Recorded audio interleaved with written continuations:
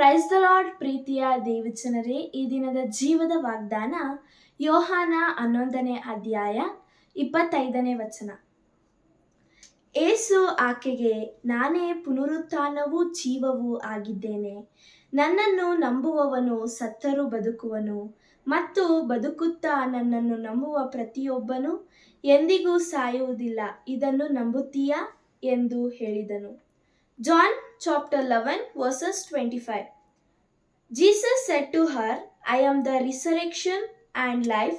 Whoever believes me will live even though he dies, and whoever lives and believes in me will never die.